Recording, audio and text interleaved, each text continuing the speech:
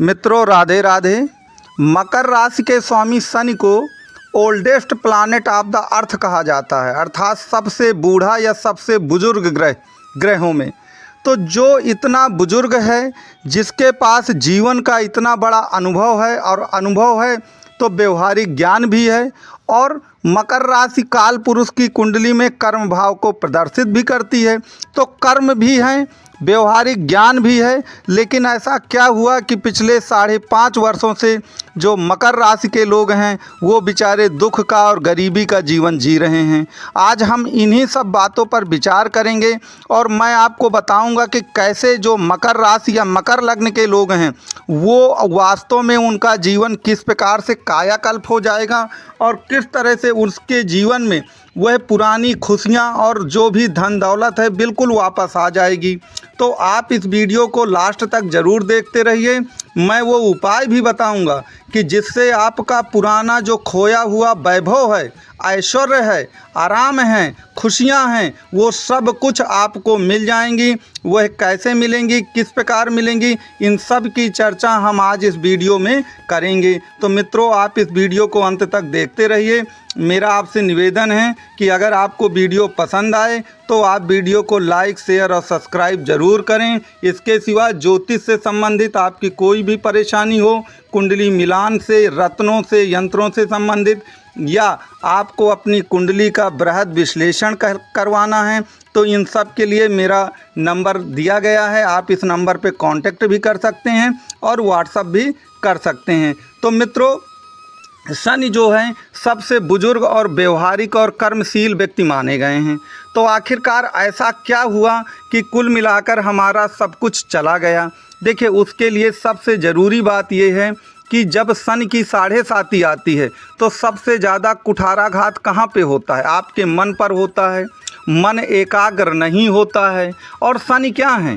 शनि कुल मिलाकर वैराग्य, विरक्ति और अकेलेपन के कारक हैं। वो अकेले में बैठ कर के ही चिंतन करते हैं और किसी भी कार्य के तह तक जाते हैं। लेकिन जब सन की 7.5 में चंद्रमा पीड़ित हो जाता है तो आपका मन एकाग्र नहीं हो पाता है। जब मन एकाग्र नहीं होगा तो मन के हारे हार है और मन के जीते जीत है, मन टूट जाता है। तो इस प्रकार से कुल मिलाकर पिछले 5.5 साल से आपका मन टूटा हुआ है, दिल टूटा हुआ है, क्योंकि आपने बहुत सारी कुल मिलाकर के जो इस समय स्ट्रगल है वो आपके द्वारा किया गया है। अब कायाकल्प आपका क्यों होगा, किस कारण होगा? देखिए, उसका कारण ये है, आप ये मकर लग्न का चार्ट भी देख रहे हैं तो देखिए क्यों कायाकल्प होगा। चूँकि शनि अब मकर राशि को छोड़ करके कुंभ राशि में आ गए हैं। याद रखिए, जब वह मकर राशि के ऊपर से गुजरते हैं तो वह चंद्रमा के ऊपर से गुजरते हैं, और जब वो चंद्रमा के ऊपर से गुजरेंगे तो चंद्रमा को और भी ज़्यादा पीड़ित करेंगे। और चंद्रमा क्या है? आपका मन है।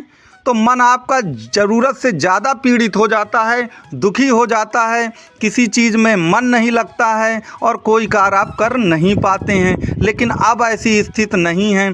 अब जो है शनि महाराज कुंभ राशि में चले गए हैं, तो वो चंद्रमा से आगे चले गए हैं, क्योंकि चंद्रमा तो आपका मकर राशि का है। तो जब अब वो धन भाव पर चले गए हैं और उतरती हुई 7.5 भी है आपकी, तो उतरती हुई 7.5 में मैं पहले भी बता चुका हूँ कि वह मकर राशि के लिए बहुत अच्छा है। बाकी राशियों में उतरती हुई 7.5 इतनी अच्छी नहीं होती है। मैंने उदाहरण भी आपको पिछले वीडियो में दिया था कि मान लीजिए आपकी मीन राशि है तो उतरती हुई 7.5 तो मेष राशि आएगी। तो मेष राशि में तो शनि नीच के होते हैं, और नीच के शनि कैसे अच्छा फल दे देंगे? तो ये सब के लिए अच्छा नहीं। लेकिन मकर राशि में उनकी मूल त्रिकोण राशि आ रही है।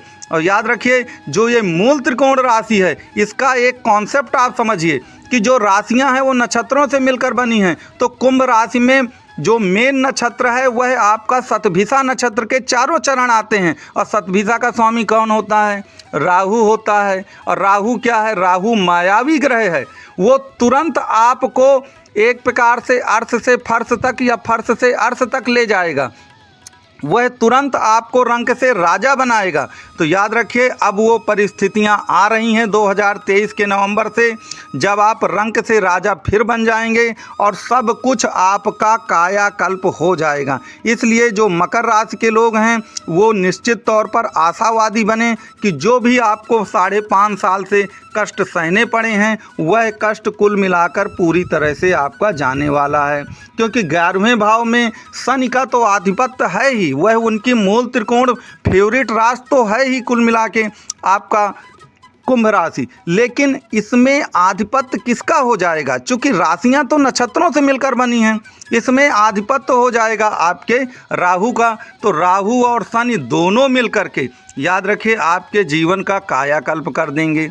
नंबर 2 पर आपको ये भी याद रखना है कि 30 अक्टूबर के बाद राहु आपके तृतीय भाव पर आ जाएंगे, मीन राशि पर, जो कि आपकी राशि से तृतीय भाव है। और तृतीय भाव का राहु निश्चित तौर पर आपके लिए कायाकल्प का समाचार लेकर के ही आएगा, वह सब कुछ बदल देगा, क्योंकि पापक ग्रह जो होते हैं वो 3, 6, 11 में बहुत अच्छा फल देते हैं। तो आपका जो दूसरा भाव है वहाँ पर भी राहु का असर है, तो आपने जो भी धन संपत्ति खोई है वो भी सब आपको मिलेगी। और याद रखिए, राहु का जो साहस, धैर्य, पराक्रम है आपका, जो आपका मन टूट गया था, वो तीसरे भाव में राहु के कारण वह भी आपका बलशाली होगा। और याद रखिए आप फिर से बुलंदियों की ओर जाएंगे। तो इस प्रकार जिस राहु शनि ने 7.5 आते समय आपका सब कुछ छीन लिया था, याद रखिए अब वो आपको सब कुछ देने जा रहे हैं। इस बात का आपको ध्यान रखना चाहिए। मित्रों, आपसे फिर निवेदन है कि अगर आपको वीडियो पसंद आए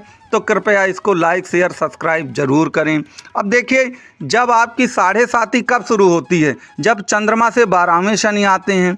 तो अगर आपकी मकर राशि है तो जब वो धनु राशि में आ गए तब जा कर के आपकी सन की 7.5 शुरू हो गई। तो धनु राशि किन नक्षत्रों से बनी है? उसमें भी मूल नक्षत्र के 4 चरण होते हैं, जो कि केतु का नक्षत्र है। अब 12वां घर कहे का होता है अपव्यय और नुकसान का होता है, सब कुछ खत्म हो जाना। तो याद रखिए, केतु भी कुल मिला के राहु का ही एक भाग है, जो कटा हुआ धड़ है नीचे का वह केतु का ही है। तो जिस राहु केतु ने 12वें भाव पर जाते हुए आपका सब कुछ छीन लिया, शनि ने 12वें भाव पे आते हुए सब कुछ छीन लिया, याद रखिए वह अब आपकी कुंडली के द्वितीय भाव पे उतरती हुई 7.5 पर है। और मैंने आपको बताया भी है कि कुंभ राशि में सबसे ज़्यादा असर राहु का है। तो याद रखिए, राहु और शनि दोनों मिलकर आपको अब रंक से राजा बनाएंगे। और कुल मिला के जो भी आपका पुराना वैभव है, ऐश्वर्य है, संपत्ति है, आप पुराने झूठे केसों में फंस गए थे, आपका ऋण फंस गया था, आपका पैसा नहीं मिल रहा था, आप कर्ज के जंजाल में फंस गए थे, वह सब कुछ अब खत्म हो जाएगा। और अब जीवन का सबसे गोल्डन समय आपका शुरू होने वाला है। इसलिए जो भी मकर राशि के लोग हैं वह आशान्वित रहें, उनका अच्छा समय 100% आएगा। तो मित्रों, ये मैंने आपको एक ब्रीफली मकर राशि के अच्छे दिनों के बारे में, कायाकल्प के बारे में समझाया है। आपके कोई भी प्रश्न हो तो आप YouTube के कमेंट बॉक्स या जो भी मेरा ये WhatsApp नंबर दिया गया है इसमें आप मैसेज कर सकते हैं, या कुंडली विश्लेषण से संबंधित आपकी कोई भी समस्या है तो आप इसमें कांटेक्ट कर सकते हैं, फ़ोन कर सकते हैं। तो आपको मैं अंतिम में यही कहूँगा कि मेरा ये वीडियो देखने के लिए आपको मेरी तरफ से कोटि कोटि धन्यवाद है आपको।